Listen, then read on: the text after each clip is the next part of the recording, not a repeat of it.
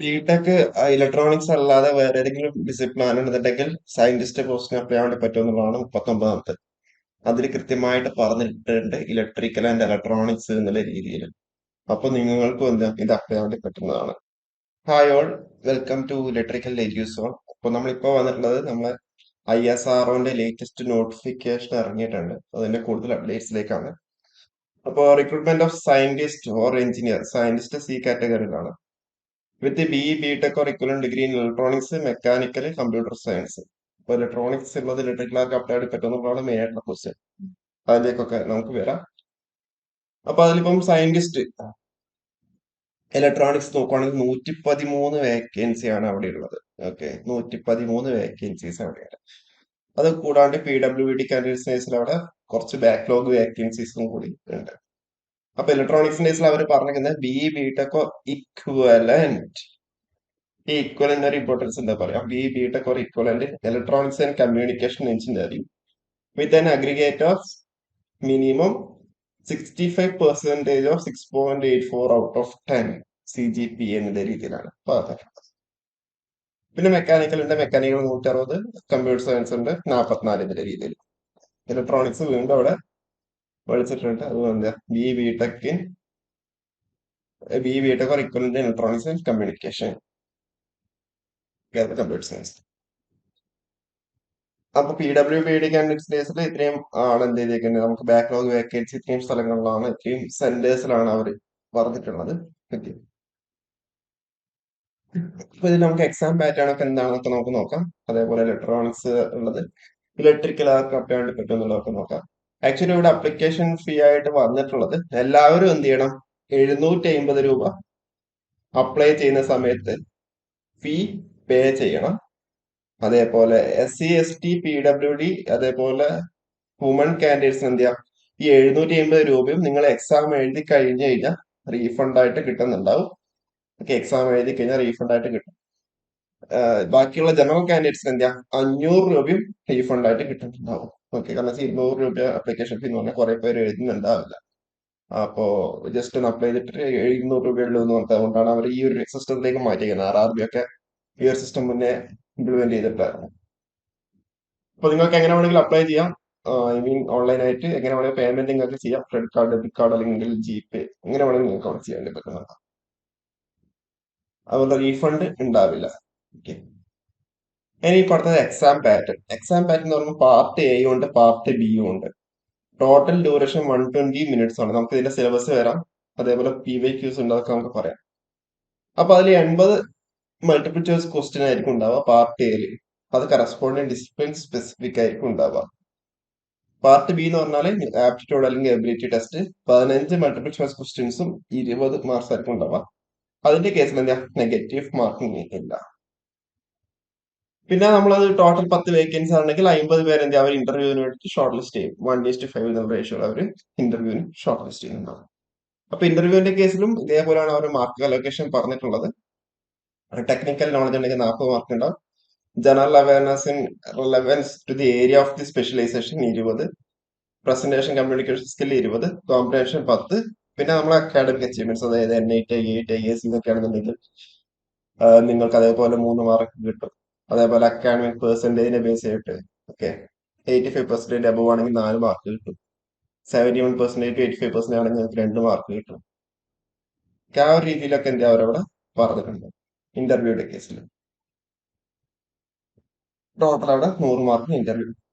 അപ്പോൾ നിങ്ങൾക്ക് ഇവിടെ ഇന്റർവ്യൂവിന്റെ മാർക്സ് എന്ന് പറയുന്നത് 50 ഔട്ട് ഓഫ് 100 ആയിരിക്കണം. പിന്നെ റിട്ടേൺ ടെസ്റ്റ് 50% ആണ് പറഞ്ഞിരിക്കുന്നത്. ഇനി ഈച്ച് ഇൻ പാർട്ടി ആയിട്ട് പറഞ്ഞത് ജസ്റ്റ് ക്വാളിഫയിങ് ക്രൈറ്റീരിയ എന്ന് പറഞ്ഞതാണ്. പക്ഷെ ഇതൊന്നും മതിയാവില്ല, ഇതിനെക്കാട്ടി കൂടുതൽ വേണം. എന്നാലും മാത്രം നമുക്ക് ടോപ്പ് 10 ടോപ്പ് 15 എത്താൻ വേണ്ടി പറ്റും. ഓക്കെ, സോറി, നമുക്കവിടെ 130 സംതിങ് വേക്കൻസി ഉണ്ട്. അപ്പൊ ടോപ്പ് 100, ടോപ്പ് 150 എത്തുന്നതിന് കുറച്ചധികം മാർക്ക് നമുക്കവിടെ കിട്ടണം. ഓക്കെ, പിന്നെ എന്താ ഈക്വൽ വെയിറ്റ് ആയിരിക്കും കൊടുക്കാന്നില്ല കാര്യം പറഞ്ഞു. For generation of the final panel 50% weight will be given to the return test and 50% weight will be given to the interview marks. Okay, അപ്പൊ മെയിൻ ആയിട്ട് ഇതേ ഉള്ളൂ. അപ്പോ 27/5 അപ്ലിക്കേഷൻ സ്റ്റാർട്ട് ചെയ്തു. 16/6 വരെയാണ് ലാസ്റ്റ് ഡേറ്റ് ഉള്ളത്. പേയ്മെന്റ് 18 വരെ നിങ്ങൾക്ക് പേയ്മെന്റ് ചെയ്യാം. ഓക്കെ. അപ്പൊ ഇത്രയാണ് നമ്മൾ അപ്ലിക്കേഷനിൽ പറഞ്ഞിട്ടുള്ളത്. അപ്പൊ അതിൽ ഇലക്ട്രോണിക്സ് ഉണ്ട്. ഇലക്ട്രോണിക്സ് ഇലക്ട്രിക്കൽ ആർക്ക് അപ്ലൈ വേണ്ടി പറ്റും എന്നുള്ളതാണ് ക്വസ്റ്റ്യൻ, അല്ലെ?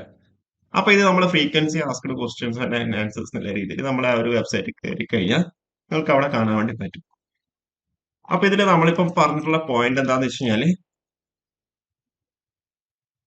whether the candidates who have BE BTech in other than electronics discipline apply for the post of scientist electronics.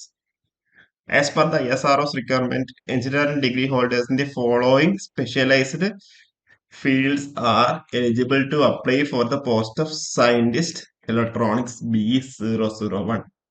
നമ്മളുടെ ആ ഒരു കാറ്റഗറി നമ്പർ വന്നിട്ടുള്ളത് ഏതാണ്? B001 തന്നെയാണ് ഏറ്റവും അധികം പറഞ്ഞിട്ടുള്ള ഇലക്ട്രോണിക്സ്. B001 electronics. ഓക്കെ. അപ്പൊ അതില് ഇലക്ട്രിക്കൽ ആൻഡ് ഇലക്ട്രോണിക്സ് ആണ് സ്പെസിഫൈ ചെയ്ത് പറഞ്ഞിട്ടുണ്ട്. അതായത് സയന്റിസ്റ്റ് ഇലക്ട്രോണിക്സിൽ എന്താ ഇലക്ട്രിക്കൽ ആൻഡ് ഇലക്ട്രോണിക്സ് എലിജിബിൾ ആണ്. പക്ഷെ ഇതിൽ ചെറിയൊരു പ്രശ്നമുണ്ട്. എന്താന്നില്ല ഞാൻ പറഞ്ഞുതരാം. അപ്പോ ഇലക്ട്രോണിക്സ് എന്താ സയന്റിസ്റ്റ് ഇലക്ട്രോണിക്സ് ഇലക്ട്രിക്കൽ ഇലക്ട്രോണിക്സ് ആർക്കും അപ്ലൈ ചെയ്യാം. അതാണ് പറഞ്ഞിട്ടുള്ളത്. നമ്മൾ ഇക്വലന്റ് വെച്ചിട്ട് നമ്മൾ PSC ഇക്വലന്റ് വെച്ച് അപ്ലൈ ചെയ്യുമല്ലോ. PSC പക്ഷേ ഇലക്ട്രോണിക്സ് ഇലക്ട്രിക്കൽ നിലയിൽ ഇക്വലന്റ് അപ്ലൈ വേണ്ടി പറ്റില്ല. പക്ഷെ ഇതിലെന്താ ISROയുടെ ഡോക്യുമെന്റ് പ്രകാരം ISROയുടെ ഇത് പ്രകാരം നമുക്ക് എന്ത് അപ്ലൈ ഇക്വലന്റ് വെച്ചിട്ട് അപ്ലൈ ചെയ്യാം.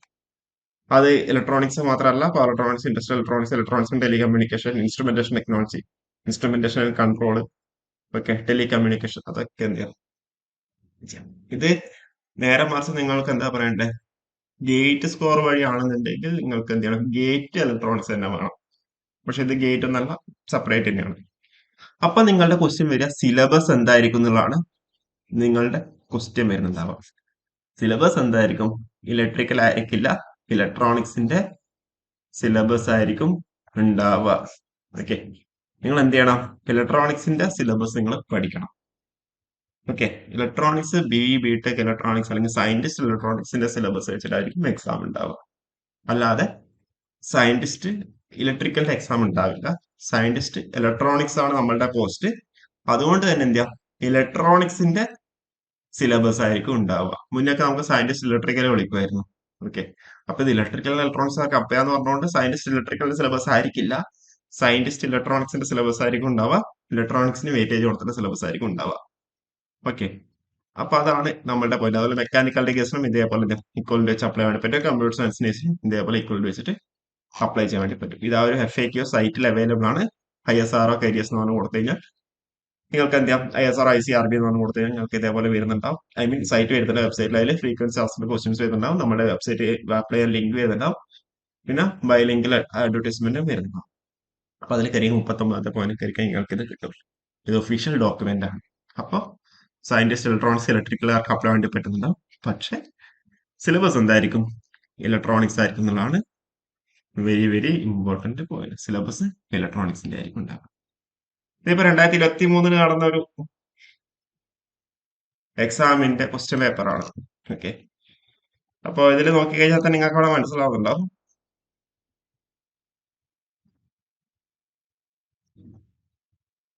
പക്ഷെ ഇതിന്റെ സിലബസ് ഐ മീൻ ഏറ്റവും ആദ്യത്തെ പോർഷൻസ് വ്യത്യാസമുണ്ട്. അതിൽ മാത്സ് ഒക്കെ ആഡ് ആക്കിയിട്ടുണ്ട്. കണ്ടില്ലേ? 21ാമത്തെ ക്വസ്റ്റ്യൻ തൊട്ട് നോക്കാം. കണ്ടില്ലേ? ഇതാണ് നമ്മൾ ഇലക്ട്രോണിക്സിന്റെ സിലബസ് ആയിട്ട് വരുന്നുണ്ടാവുക. ഇലക്ട്രോണിക്സിന്റെ കേസിൽ പറയുമ്പോൾ അവിടെ എന്താ ഡിജിറ്റൽ സിഗ്നൽ കൺട്രോൾ സിസ്റ്റം ഒക്കെ ഉണ്ടെന്നുണ്ടെങ്കിലും സിഗ്നൽ സയൻസ് സിസ്റ്റം ഒക്കെ കുറച്ചധികം എന്താ പറയുക ഡെപ്തിലുള്ള ക്വസ്റ്റ്യൻസ് ആയിരിക്കും അവിടെ ഉണ്ടാവുക. കാരണം നമ്മുടെ സർക്യൂട്ട്സ്, അതായത് ഇലക്ട്രോണിക് ഡിവൈസും സർക്യൂട്ട്സ് അതൊക്കെ ഇതിൽ ആഡ് ആണ്. ഓക്കെ. കൺട്രോൾ സിസ്റ്റം എല്ലാം ഉണ്ട്. പിന്നെ കമ്മ്യൂണിക്കേഷൻ സബ്ജക്ട്സ് ഒക്കെ ഉണ്ട്. ഓക്കെ. ഇതൊക്കെ ഞാൻ വേണമെങ്കിൽ ആഡ് ചെയ്ത് തരാം. ഓക്കെ. അപ്പൊ നിങ്ങൾക്ക് വേണമെങ്കിൽ കൂടുതലായിട്ട് നിങ്ങൾക്ക് അവിടെ മനസ്സിലാക്കാൻ വേണ്ടി പറ്റുന്നുണ്ടാവും. അപ്പോൾ നിങ്ങൾക്ക് അപ്ലൈ ചെയ്യുന്നതുകൊണ്ട് കുഴപ്പമില്ല. കാരണം വെച്ചാൽ എന്താ പറയുക, കിട്ടിയാ പോയാൽ പോയി എന്ന് പറയുന്നത്. ഓക്കെ. ഇക്വലന്റ് വെച്ചിട്ട് അപ്ലൈ ചെയ്യാൻ വേണ്ടി പറ്റും. എക്സാമിന് വേണ്ടി നിങ്ങൾ പഠിക്കുക. എക്സാം ഒക്കെ ഒരു ഡിസംബറിലൊക്കെ ആകുമ്പോൾ നമുക്ക് എക്സ്പെക്ട് ചെയ്താൽ മതി. ഓക്കെ. അപ്പോ എന്തായാലും എഫേർട്ട് എടുക്കുക. നല്ലൊരു പോസ്റ്റ് ആണ്. ISRO നല്ലൊരു പോസ്റ്റ് തന്നെയാണ് സയന്റിസ്റ്റ് എന്ന് പറയുന്ന പോസ്റ്റ്. ഓക്കെ. അപ്പൊ നിങ്ങളെ സൈഡിൽ നിന്ന് മാക്സിമം പ്രിപ്പയർ ചെയ്തിട്ട് പോവുക. ഓക്കെ. അപ്പോൾ ഇതും ഞാനിവിടെ അറ്റാച്ച് ചെയ്യാം കേട്ടോ. ഓക്കെ. ഇതും ഞാനിവിടെ അറ്റാച്ച് ചെയ്യാം. അപ്പോ നിങ്ങൾക്ക് വേണമെങ്കിൽ പഠിക്കാമല്ലോ. ഓക്കെ. അപ്പോ ഓക്കെ, ഇത്രയും കാര്യങ്ങൾ മാത്രമേ ഉള്ളൂ. കൂടുതൽ അപ്ഡേറ്റ്സ് എന്തെങ്കിലും ഉണ്ടെങ്കിൽ താഴെ കമന്റ് ചെയ്താൽ മതി. ഓക്കെ. കൂടുതൽ അപ്ഡേറ്റ്സ് ആയിട്ട് നമുക്ക് വീണ്ടും കാണാം. ഓക്കെ. Thank you.